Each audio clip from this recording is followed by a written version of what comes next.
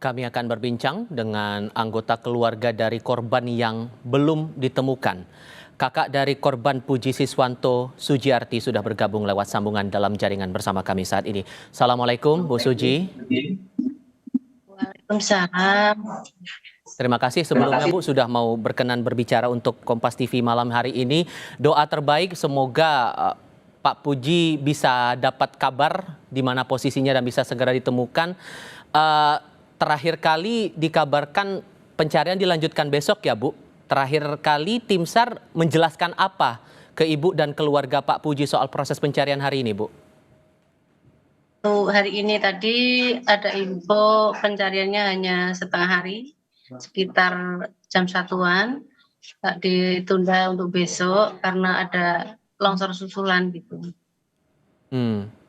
Dan Ibu sudah memantau dari pagi hari, yang Ibu lihat prosesnya memang susah ya, Bu ya? Atau gimana, Bu, yang Ibu lihat?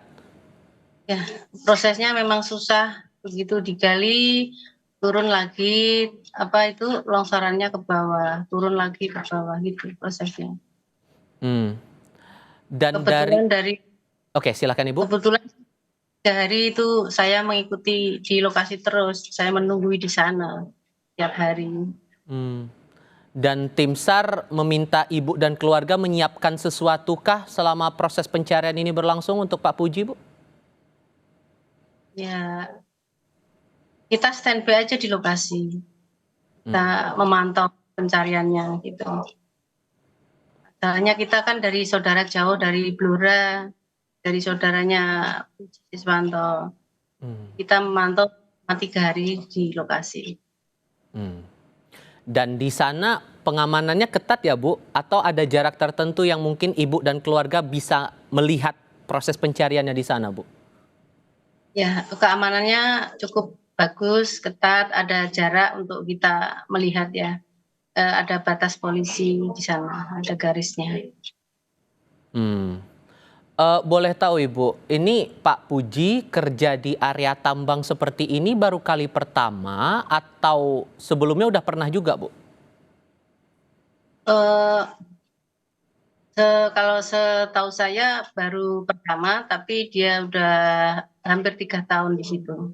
Oke, 3 tahun berarti sekitar tahun 2021-2022 ya, Bu ya? Iya, hampir 3 tahun setahu saya. Sempat ada kekhawatiran nggak, Bu, dari pihak keluarga soal ini? Kan jelas ada risiko ya, Bu ya, tapi ada kekhawatiran yang mungkin sempat dijelaskan dari pihak keluarga atau mungkin dari perusahaan ke keluarga, gimana hal-hal selama Pak Puji bekerja di sana, ada penjelasan nggak, Bu, dari perusahaan, Bu? Kalau dari perusahaan kayaknya kok nggak ada penjelasan, cuma dari keluarga itu tetap was-was lah. Kerjaannya kayaknya kok seperti itu lokasinya gitu. Tapi gimana lagi, kerjanya udah hampir 3 tahun ya. Ya dari keluarga ya saya kira nggak ada kejadian seperti itu.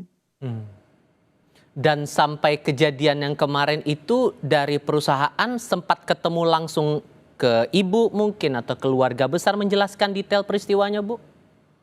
Belum ada yang menghubungi keluarga dari pihak perusahaan atau PT-nya, itu belum ada sama sekali. Bahkan sampai Ibu dan keluarga datang ke TKP pun belum ada penjelasan, Ibu? Kalau dari perusahaannya belum ada sama sekali. Cuma kita keluarga ya di lapangan untuk mengikuti pencarian itu, memantau selama 3 hari ini sudah. Selama proses pencarian Pak Puji ini, Bu, dari keluarga juga diikut sertakan nggak, Bu, biar ada saksi yang melihat prosesnya tim SAR mencari posisi Pak Puji ini? Boleh cerita, Ibu? Dari keluarga ikut semua, dari keluarga dari Blora, dari pihak Mas Puji Siswanto ikut semua di lokasi, dari keluarga istrinya yang di Majalengka sini juga ikut semua.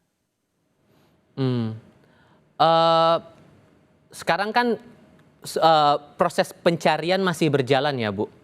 Yang diharapkan keluarga ini bentuk pertanggungjawaban seperti apa dari pihak perusahaan? Dan bentuk komunikasi apa yang diinginkan dari pihak keluarga, Bu? Ya, kalau pihak keluarga pertama semoga bisa dapat ditemukan. Terus untuk kedua kalinya dari pihak PT-nya atau perusahaannya itu mempertanggungjawabkan gitu loh dari keluarga kami. Ada tanggung jawabnya gitu. Nanti tindakannya seperti apa kita belum dikasih tahu sama sekali.